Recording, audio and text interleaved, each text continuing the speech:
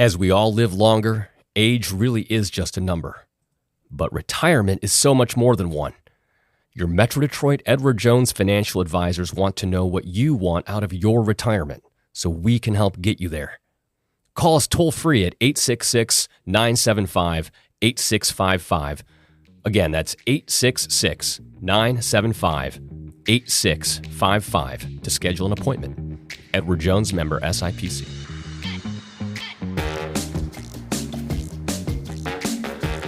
Hello, friends, and welcome to your Daily Detroit. It is Tuesday, August 26th, 2025. I am Jer Stays, coming to you from our studio at TechTown. And on the line, from an undisclosed location somewhere in Metro Detroit, I can't tell if it's east, west, or north, Fletcher Sharpe is back. How are you? I'm fine. I've been very busy. I mean, everyone as an adult knows that, like, you get very busy, but I've been sleeping in my car from point to point because I'm so tired I can't even get home. So it feels nice to be able to sit down actually somewhere and be able to talk about some things that people want to hear me say. Yeah, because the Lions season, it feels like just yesterday, you and I were talking, just taking a little bit of a break because it's about to get intense again, right? The Lions are the biggest sports story in Detroit, bar none.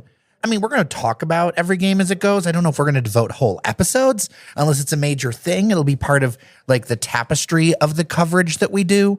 But I did want to spend an episode as we have ended the preseason. We look forward into the first, weeks of September for the Lions season. Let's talk about how we're feeling and how we are in comparison to 2024 and all of that. So with all the changes upstairs, on the field, Fletcher Sharpe, I think the first question I want to get to is, do you still feel like the Lions are a Super Bowl contender? I didn't feel like they were one last year, and I mean, they made some strides. Like, I'm not going to sit here and say, like, at the beginning of the season, I thought they'd be good. I didn't think they would be as good as they got to during the regular season. Like, I didn't think there'd be a point where we were talking about the Lions being the number one seed coming out of the NFC. So I kind of feel the same way about this year. People would look to preseason and say they finished 1-3, so how do you know? And it's like, well, for those who actually watched most of the games and not like the box score, the starters did not play like at all in any of those games. None of those games.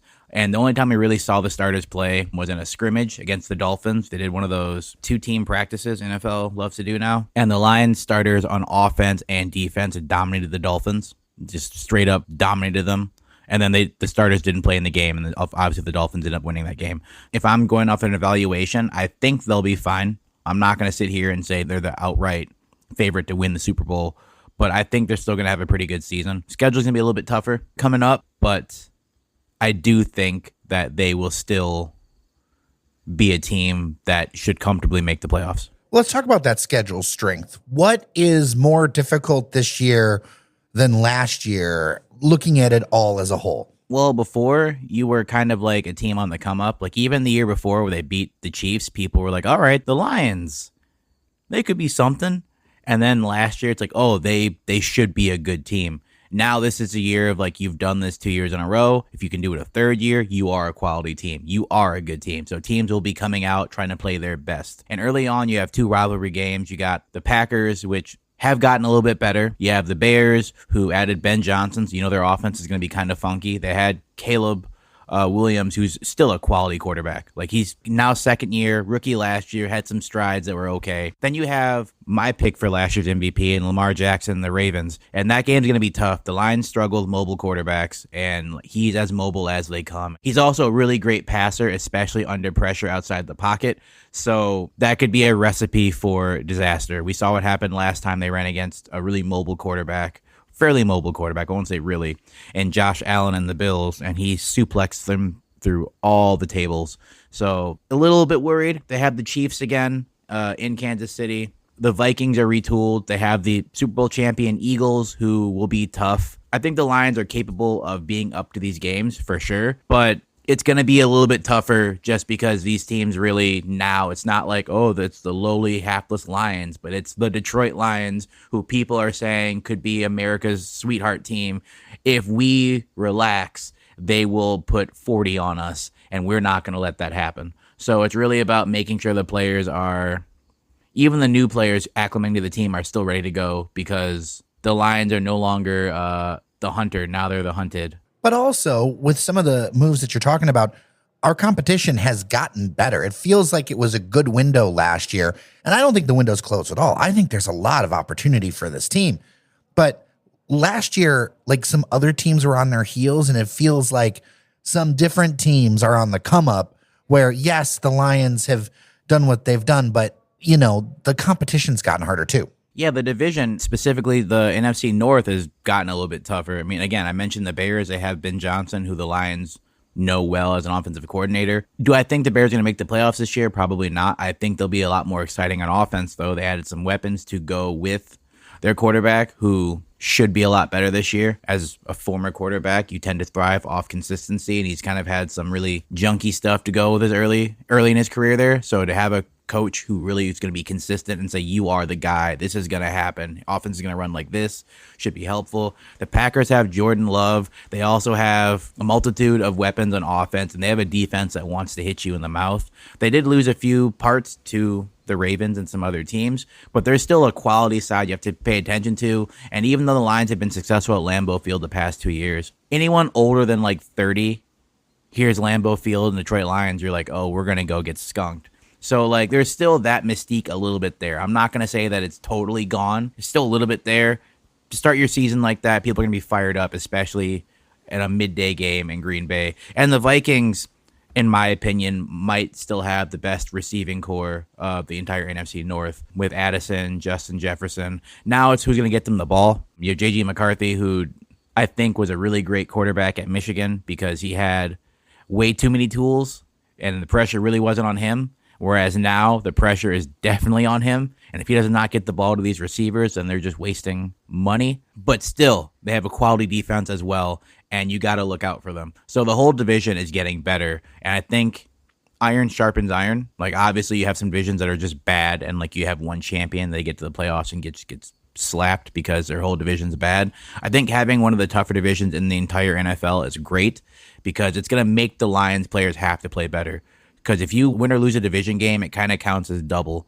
The other games matter as well. You see the Browns, you see the Bengals, you see the Ravens, you see the Chiefs, you see the Buccaneers, etc. But the division games are the ones where like you make your case to be into the playoffs because every win, every loss doubles. Because not only are you going against the rest of the wild card, but it's easier if you win your own division and be on top of that. So again, I think the Lions will have one of the toughest divisions in the league. I think it will make them better. I do think there will be some times where the typical fan is super stressed at the end of a game. I don't think there'll be as many blowouts as there were last year, but I do think they will have a successful season in terms of making the playoffs. I know some people, success is winning a Super Bowl. The Lions have never done that. I'm not going to say they can't do that, but I think you kind of got to like build towards it. I think if they can make the Super Bowl for a third successful year, maybe actually win, a game or two in the playoffs, okay, we can continue to build on that. Yes, it might be a plateau that they don't want to see before, but I believe in those steps. I think if they kind of come out running the way they did last year, good chance to go to the Super Bowl, but I don't see them doing that right now with the beginning of their schedule. How are you feeling about the changes with the coordinators now that it's been a few months? I mean, it's really kind of hard to know, in all honesty. Typically, people use preseason as like a way to kind of evaluate, but because none of the offensive starters played, and none of the defensive starters played, you see schemes for sure. And like on paper, schemes all look good, but they only look even better when you have the players in there. You could take the schemes of the early 2000 Baltimore Raven defense and put them on Little League football. And those schemes won a Super Bowl and, were one of the most fearsome defenses ever. But with, 9-year-olds, it might look terrible because they don't know what they're doing. Seeing them run their offense, seeing them run their defense, I understand like what they're trying to do, but we have not seen them do it with starters on either side of the ball. They've done it with backups for every single time that they've allowed people to watch their games on television. So it's really kind of hard to evaluate. Just from what I've heard in some of their two-team camps they've had, like they had with the Dolphins, the offense looked like it was humming. Jared Goff looked like he was having a field day.